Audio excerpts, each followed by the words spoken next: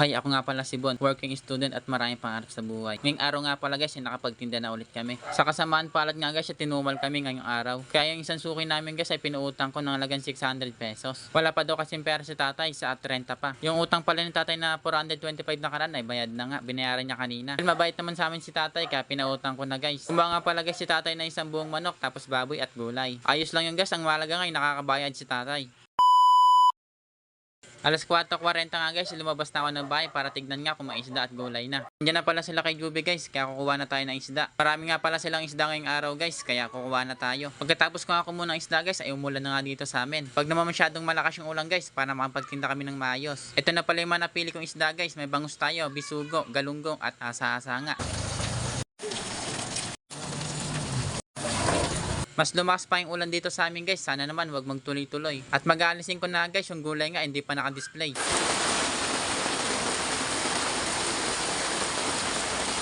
Tanghali na nga guys, ito pangalan yung nakadisplay sa kariton ko. Isda baboy pangalan nakadisplay dito guys sa kariton ko. Kaya ginising ko na si Frank para manguha na ng gulay. Nanghali na rin sila ng gising guys. 5:30 na nga ay nagising sila kaya tatanghaliin kami ngayon. Pagtapos na rin kumuha ng gulay ni Frankie guys, pinadiretso na rin dito sa kariton ko para ma-display na nga. At pagkatapos naman namin dito guys, aalis na kami para makadami na kami. Ito nga guys, may binawano agad kami. Si nanay bumili sa amin ng baboy. Pork chop nga lang pala kinuha ni nanay guys, halagang 170 pesos. At kinuha ko na rin yung bayad ni nanay guys. Bariya nga yung binayad sa akin ni nanay.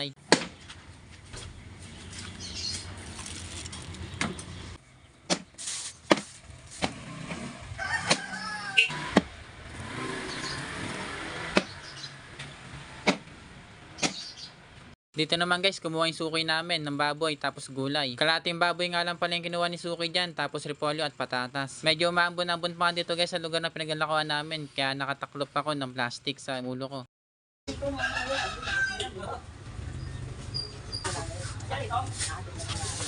Ito na, ako na ito na.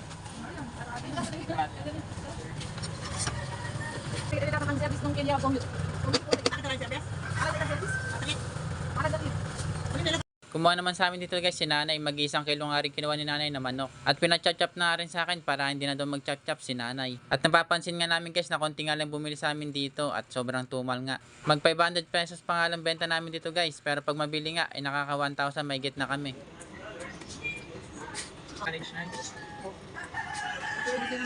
Natanggal nga dito guys ni nanay guys yung parang bitukan ng manok.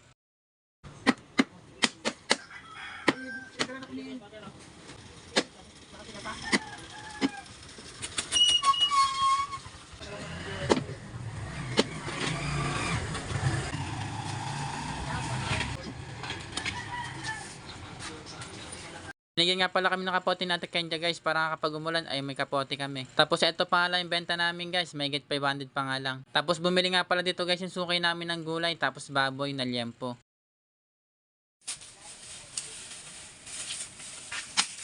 Kadalasan nga bumibili sa amin guys ay manok baboy nga, tapos yung isda naman natin ay konti lang bumibili. Kaya napansin nga namin guys na matumal yung isda namin ngayon, kaya sana naman ay maubos nga. Adobo.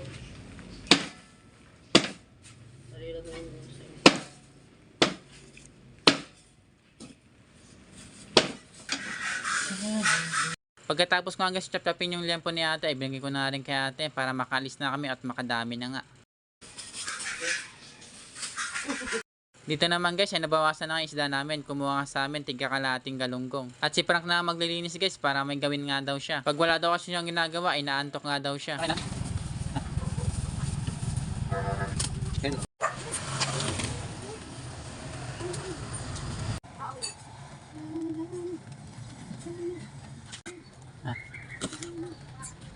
Dito naman guys ay palabas na kami ng subdivision tapos na bumili sa amin isang pirasong bangus at pinalinis na rin kay Frank. Konti nga lang nabawas namin dito guys na isda guys.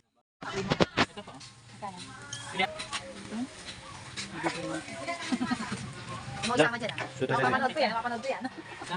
Dito nga guys may bumili sa amin ng galunggong, kalati at 1/4. Tapos si ate naman guys nagsasalita ay bumili nga sa amin ng baboy at gulay. Kung nga ni ate magpasama sa video natin guys kasi napapanood yung video natin guys. Tapos sabi ni ate ayaw daw makita sa video namin. Isang naman sa amin yung guys, ang mahalaga nga ay bumili sa amin si ate.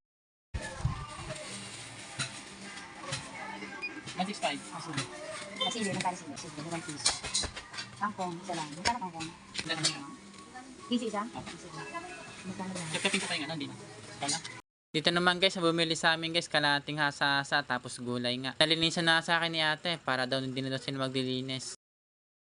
Andito na pala tayo guys si tatay guys na kumuha nga sa atin ng manok at baboy. Inautang ko muna si tatay guys kasi nga wala pa daw siyang pera ngayon kasi 30 pa nga daw siya magkakapera kaya ayos lang sa atin yun. Bait naman sa amin si tatay guys kaya pinapautang nga namin si tatay. Kahit nga lang ni tatay guys nung kumuha sa akin ng baboy for 25 pesos nga. Tapos ngayon naman guys pinakuha nga namin si tatay para may pangulam nga daw sila. Ayos lang sa amin yung guys, ang mahalaga ay nakakabayad si tatay.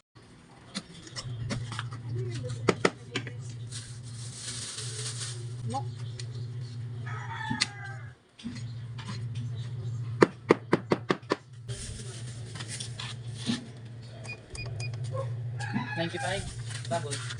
At pauwi na kami dito guys, tapos si ate naman ay kumuha sa amin ng 500 plus na gulay at isda. Tapos si nanay naman dito guys ay kumuha nga sa amin ng baboy tapos isda, alagang 350 pesos. Para na nga lang pala nanay guys mamaya guys sa Gcash nga daw kasi wala pa daw siyang cash. Umutang nga sa amin si nanay guys kapag wala nga siyang pera, pero ayos nga lang sa amin yung guys, ang mahalaga ay nakabayad si nanay. Nag-chat nga pala si nanay sa akin guys na i-Gcash niya na lang daw. Tapos kukuha nga pala siya ng baboy at isda. Dito na pala kami guys, pauwi na kami guys, tapos yung bossing namin dito na kinukuha na ko ng saging ay bumili nga sa amin ng isda. 260 pesos nga rin pala dito guys si bossing guys, kaya nagpapasalamat kami na kumuha sa amin si bossing. Di ba nila dagdagan? Huwag lang iwanan. Oo.